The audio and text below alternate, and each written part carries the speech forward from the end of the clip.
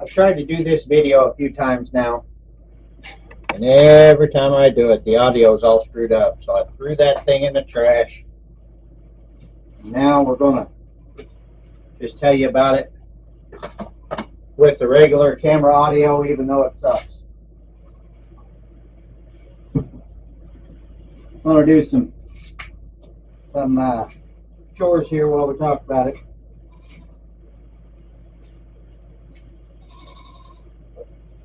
Get their water ready for them. So that's a mineral supplement that we give, vitamins and minerals for our birds. But the thing I want to talk about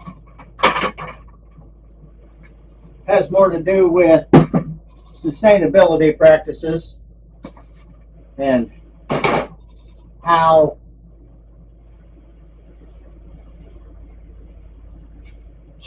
there's a stray cat outside now. The sustainability practices and how you can help keep your local farmer going. What we're looking at is we've got a diesel shortage. We've got, the trucks that bring your food to the grocery store, the tractors that process that food, the tractors that planted that food to begin with, all of that runs on diesel. So we've got a shortage of that in this country. Shortest it's ever been. There's the war in the Ukraine. Then you got places like the Netherlands that's looking at doing away with 3,000 to 4,000 farms, or 2,000 to 3,000 farms. I don't know what the headline said, because of their nitrogen regulations that they ran through. And you may ask, how's that important? Well, that means that food prices worldwide are going to climb because there's less food for the world. The Netherlands themselves are, I don't know, I think they're third in the world for exporting food. Something like that. I don't know the exact numbers, so Google it, do your own homework. Make sure you understand how your community gets its food to it. Energy sector flows, that type stuff. Something else that's got me a little worried is the Fed and some major banking firm, I don't know who, the Wednesday before Thanksgiving came out with the digital dollar. And that digital dollar is what they're doing to try and create their digital or crypto style blockchain, whatever you want to call it, currency to get rid of paper money. So if we're getting rid of paper money that used to be backed by solid gold and rare minerals and now is not, right now the US dollar is put together because the government says it's worth something, because people find value in that piece of paper, which, fine, I'm not hating on it. I live in the US, I use the US dollar.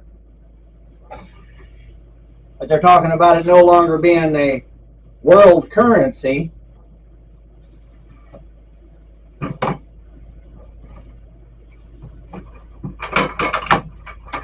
Which means that, does that make the dollar worthless? No. Does it make it worth less than it was before? Yeah, it absolutely does. And without that physicality of it, without that physicality, that physical, tangible thing that you can hold on to, what do you have? I don't know if you guys are aware,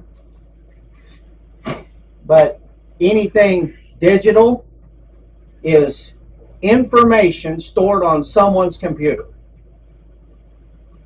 So right now, your bank account is stored on the computer at the bank.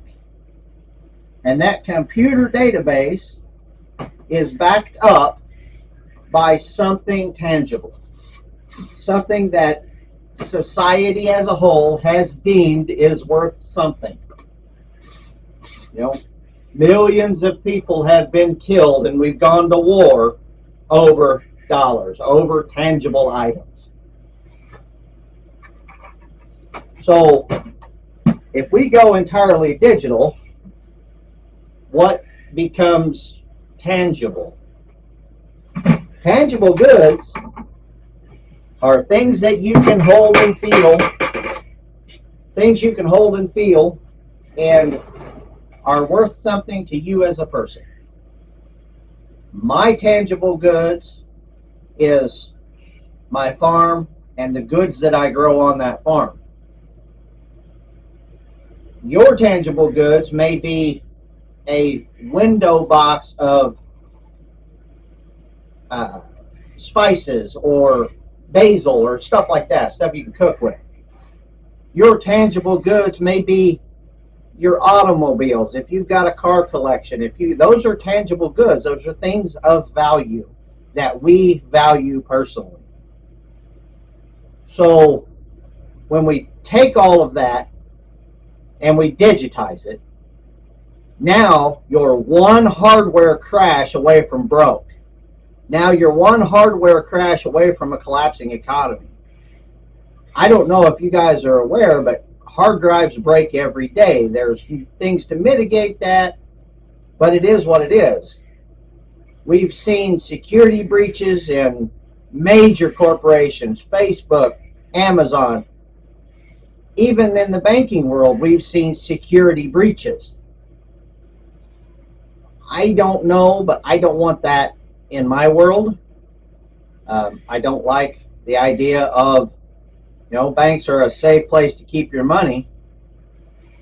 But if all that's digital, is it really safe? That's something I can't answer, something you're going to have to look inside your heart and answer on your own. Where this will eventually go, where it'll ultimately lead us, is to singulated communities looking out for one another. Your big metropolitan areas will, inside that metropolitan area, you've got little communities inside that larger community. So find yourself a community garden. Grow some window box vegetables. Learn to can. Help your neighbor out. Do something to help sustain you and your community through what could be a coming storm, what could be nothing, what could be a natural disaster. Find a local co-op or a CSA, community supported agriculture programs, to buy beef and lamb, goat, whatever, chicken, poultry of any kind. Take up raising quail. Coturnix quail are a great example of something that takes up a small footprint that has big rewards. Learn to do these things. Help your neighbor. Take care of you. Take care of your community. Take care of your family. And you'll be better off for it.